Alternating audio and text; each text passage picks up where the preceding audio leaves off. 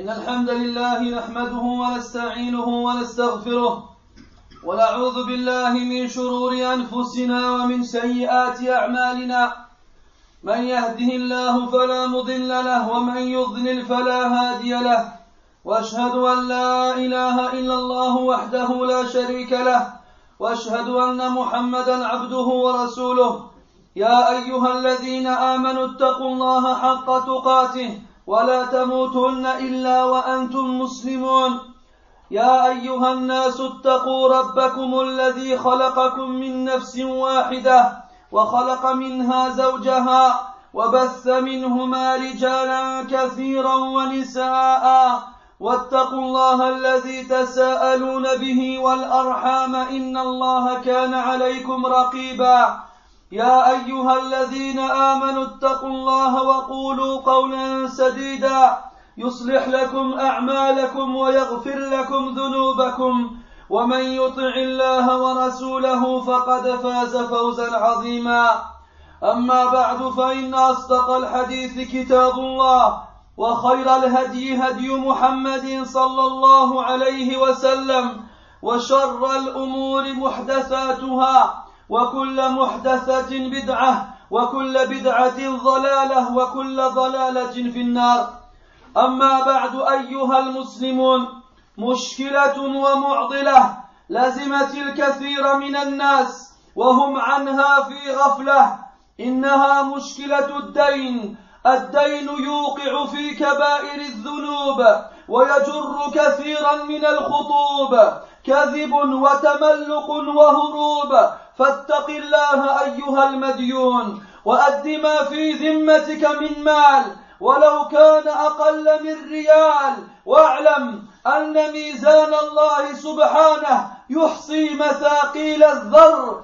ولا تظلم نفس شيئا وليس ثمة دينار ولا درهم إنما هي الحسنات والسيئات ثم اعلم أيها المديون أن حقوق الآدميين لا تسقط بالتوبة فقط بل لا بد من ردها إلى أهلها وقرر أهل العلم قاعدتهم المشهورة حقوق العباد مبنية على التضييق والمشاحة وحقوق الله عز وجل مبنية على التيسير والمسامحة واعلم أنك مسؤول عن صغيرها وكبيرها وقليلها وكثيرها أيها المسلمون إن كثيرا من الناس عظم بطنه ونبت لحمه وقوي عظمه بمال غيره أكله بالباطل إن استدان دينا جحده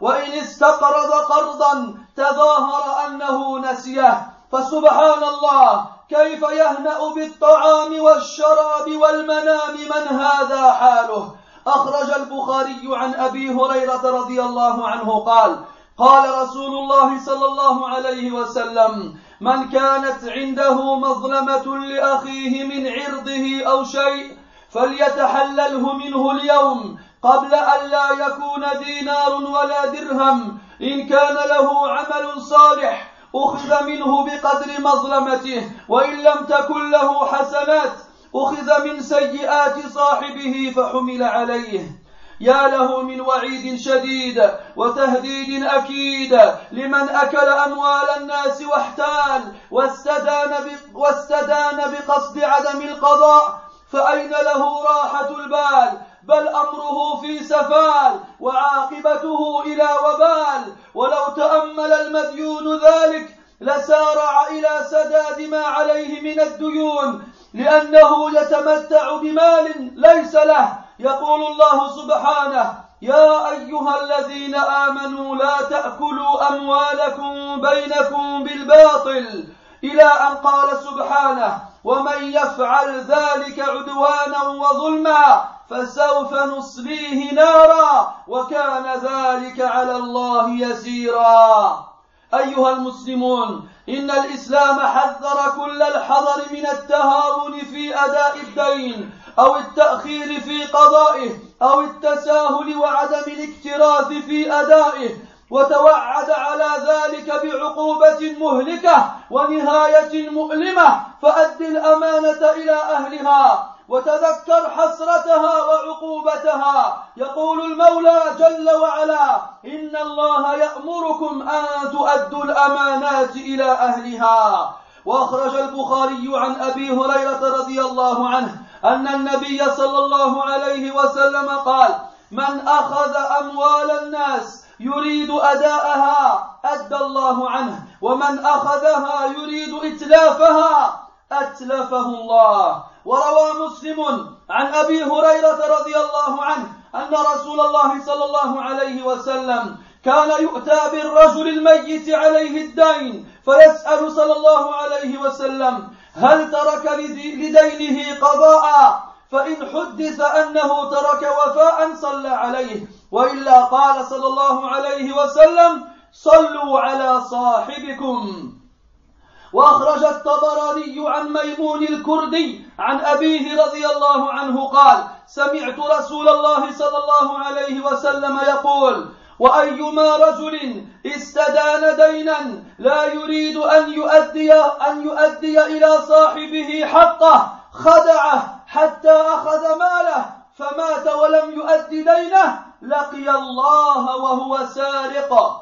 فاحذروا الدين وخطورته والسلف وعقوبته، فربما استدان ومات فيحبس عن دخول الجنة ويأتيه شعور الغم والهم تحت التراب والوحدة والوحشة والعذاب.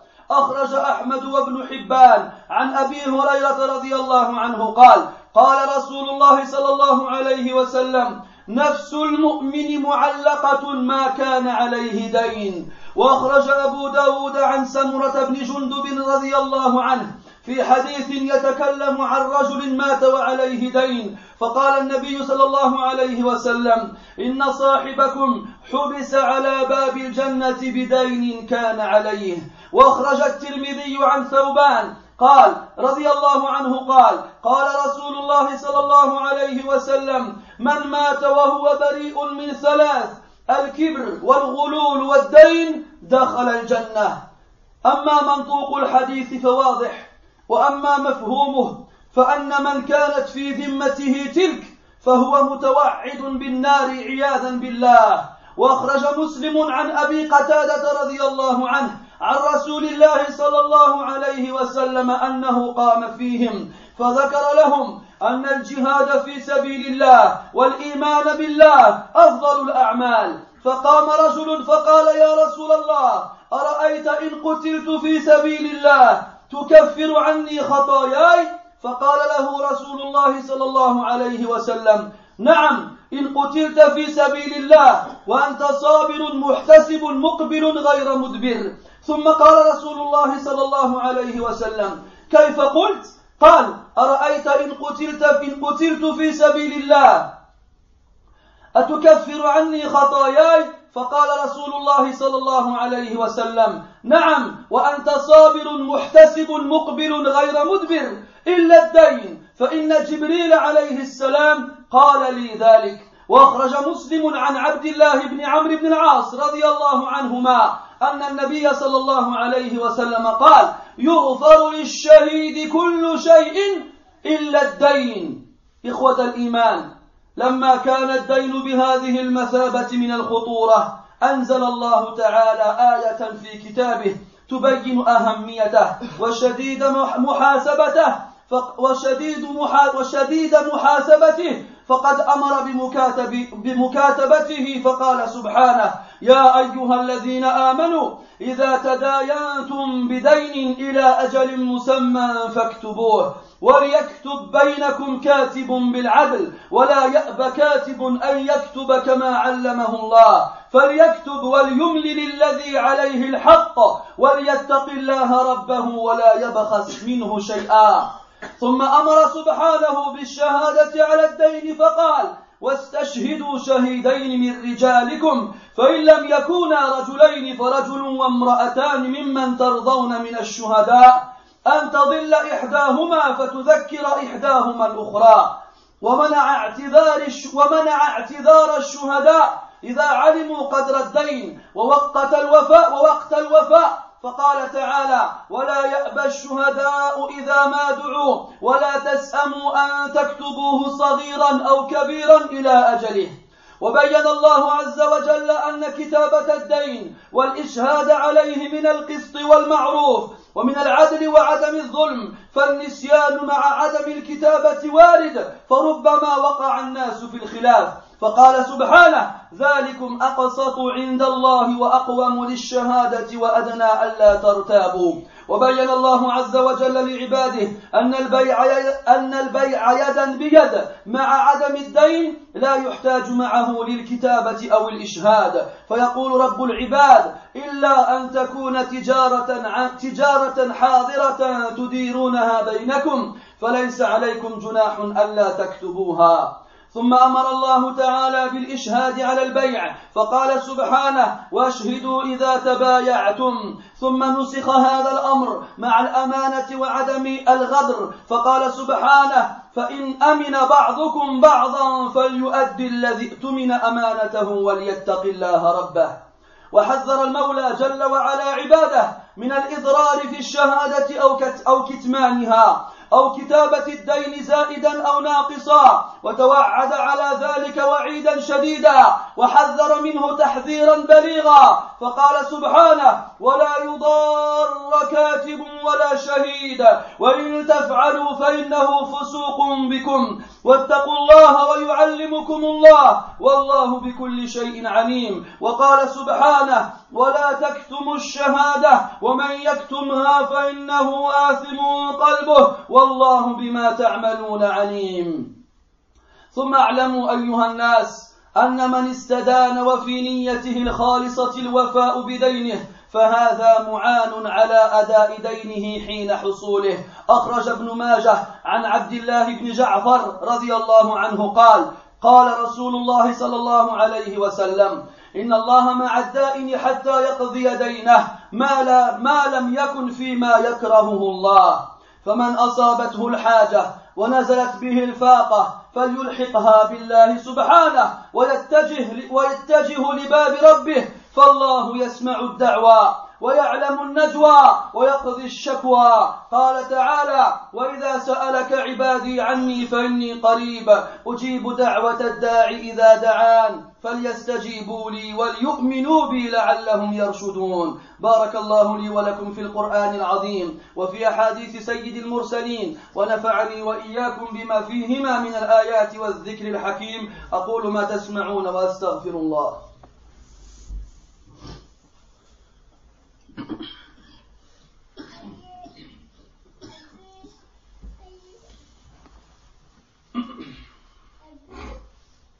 الحمد لله رب العالمين والعاقبة للمتقين ولا عدوان إلا على الظالمين، وأصلي وأسلم على النبي الأمين محمد بن عبد الله عليه أفضل الصلاة وأزكى التسليم وعلى آله وأصحابه أجمعين وبعد.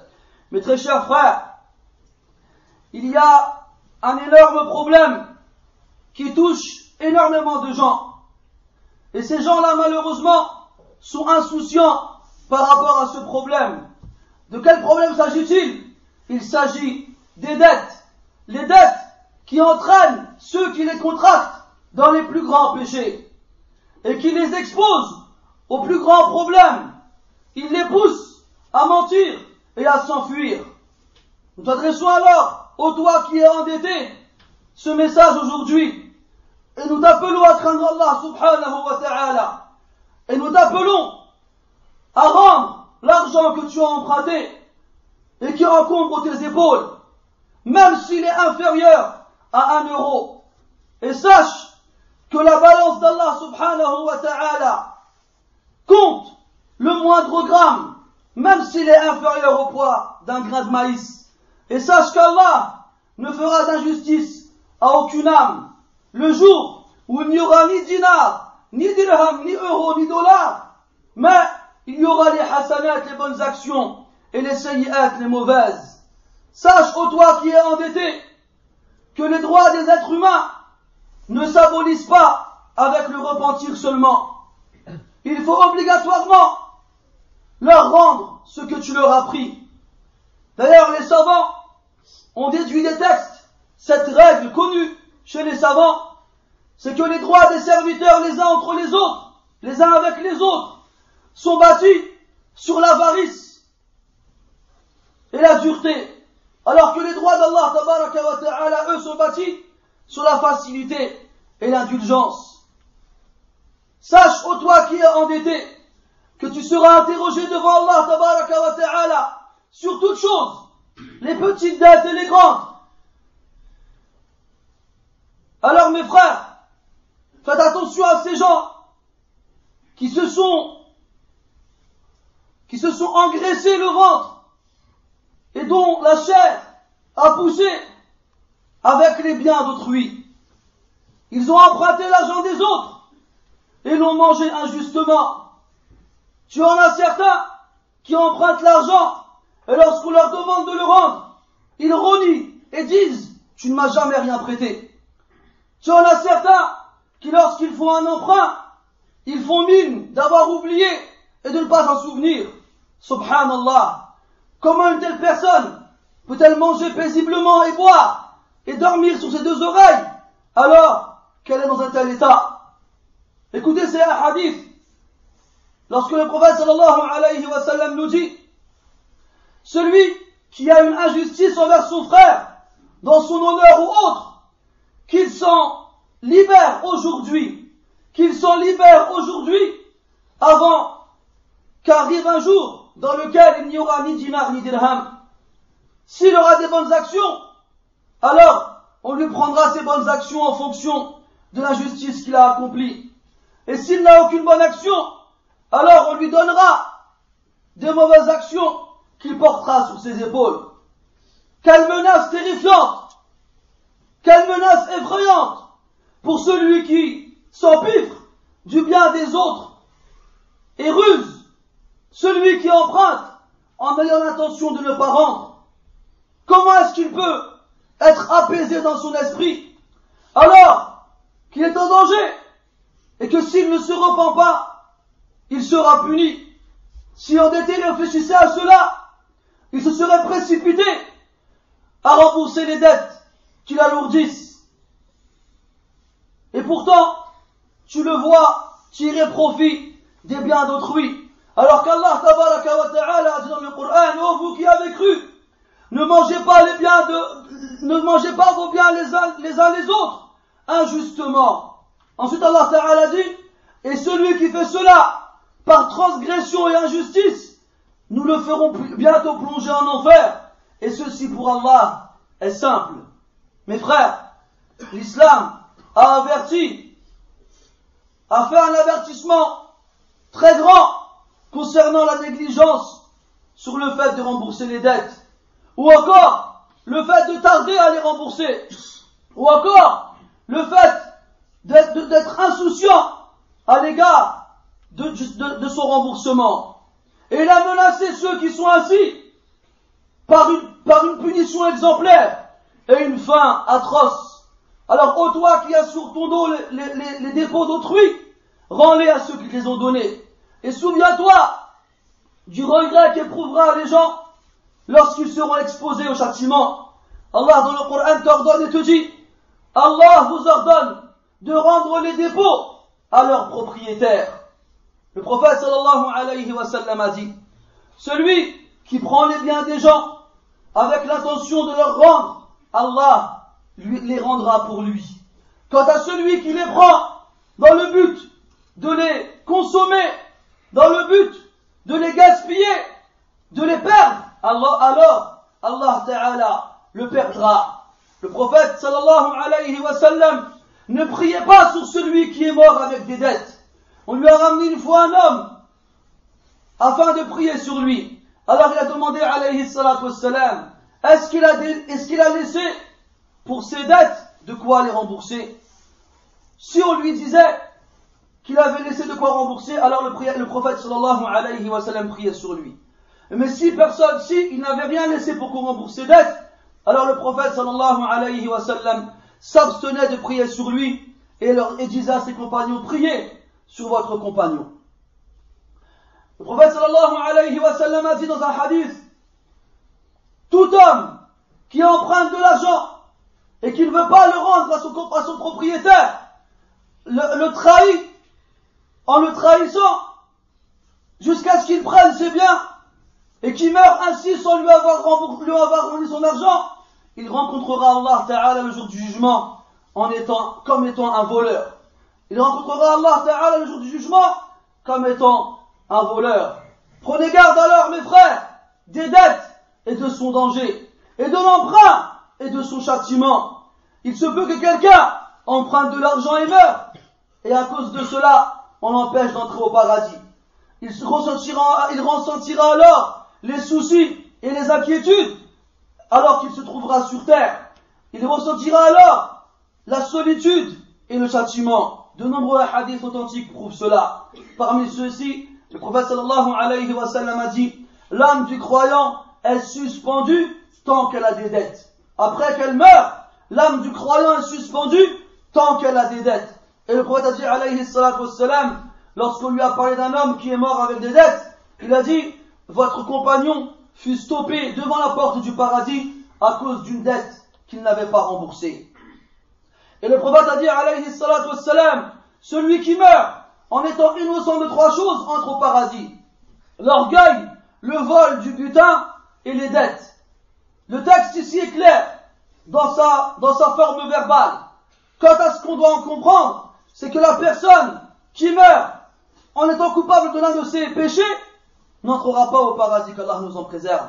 Le prophète a dit alayhi salatu wassalam, Abu Qatada radiyallahu anhu dit qu'un jour le prophète sallallahu alayhi wa sallam leur a tenu un discours dans lequel il leur a dit que la lutte dans le sentier d'Allah ainsi que la foi en Allah étaient les meilleures des actions. Un homme s'est levé alors et a dit, ô messager d'Allah, que penses-tu si je suis tué dans le sentier d'Allah? Est-ce que ceci expiera mes péchés? Le prophète lui a répondu alayhi salatu wassalam, oui, si tu meurs dans le sentier d'Allah et que tu es patient et compte sur la récompense et que tu vas vers l'avant sans tourner le dos, tu auras cela.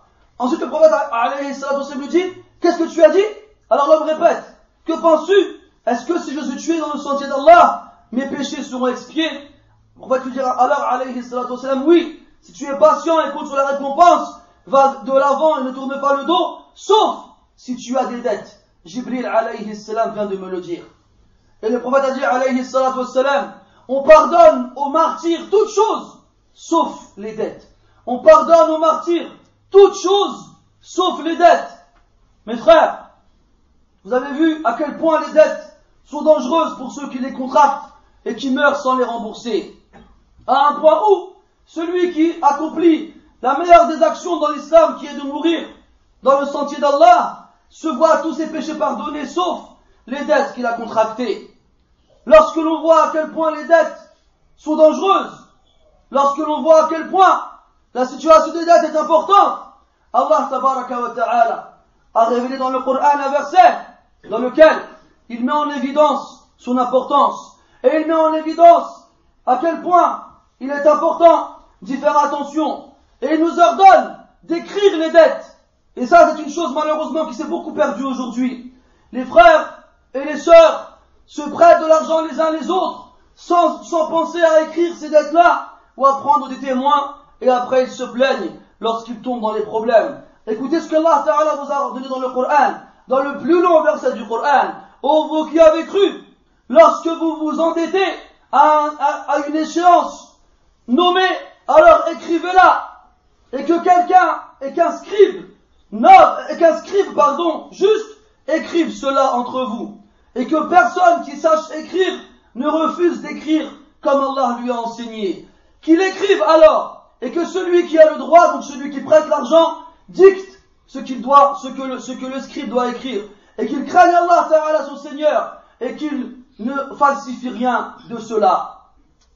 Ensuite Allah Tabaraka wa Ta'ala a ordonné à ce que l'on prenne des témoins lorsque l'on prête de l'argent. Il a dit subhanah, et prenez 2 témoins parmi vos hommes. S'il n'y a pas 2 hommes, alors prenez un homme et 2 femmes parmi ceux que vous agréez en tant que témoins. Dans le cas où l'une d'entre elles s'égare, alors sa compagne lui rappellera. Et Allah Ta'ala n'a pas excusé aux témoins de s'abstenir de témoigner.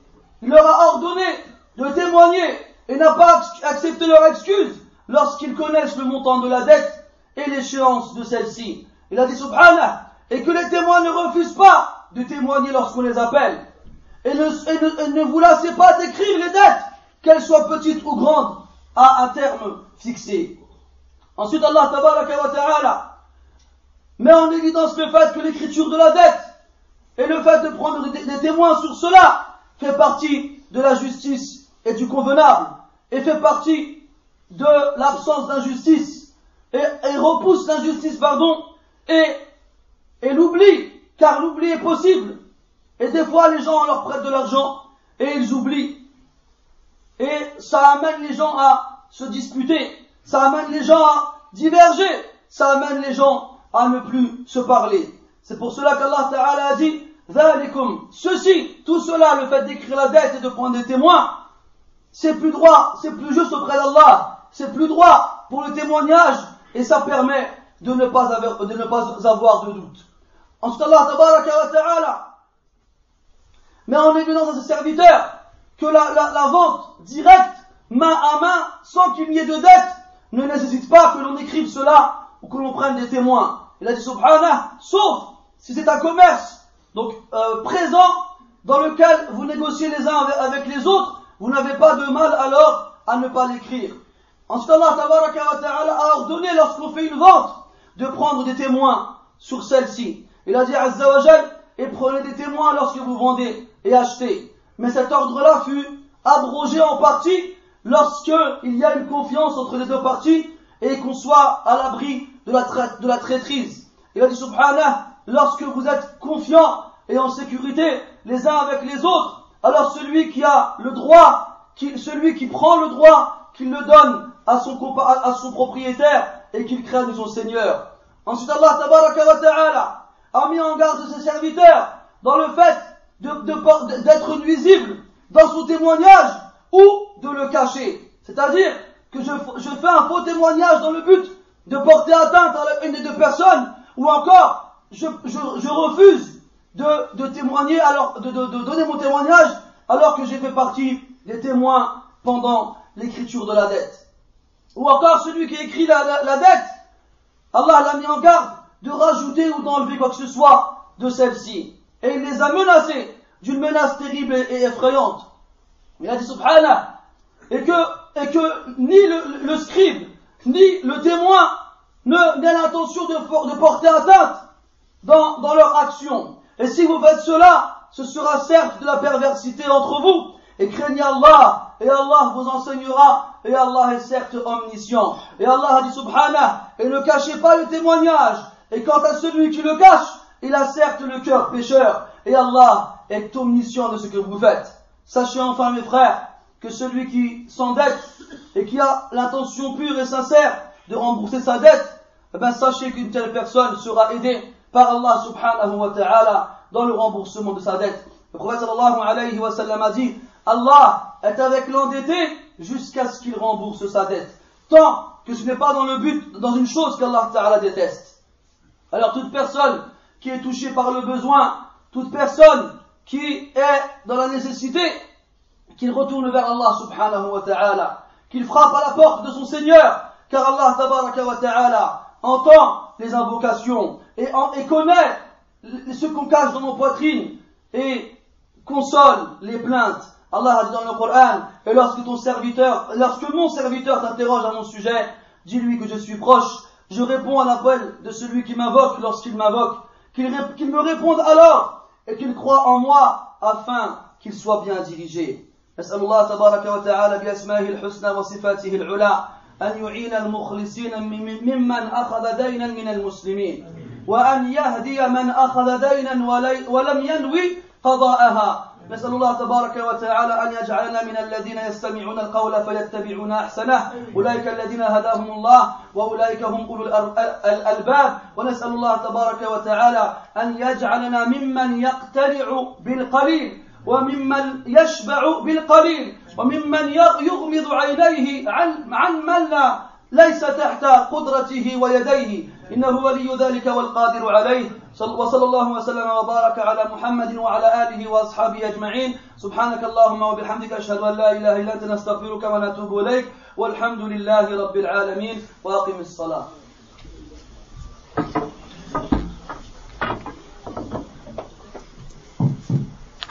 الله أكبر الله أكبر. أشهد أن لا إله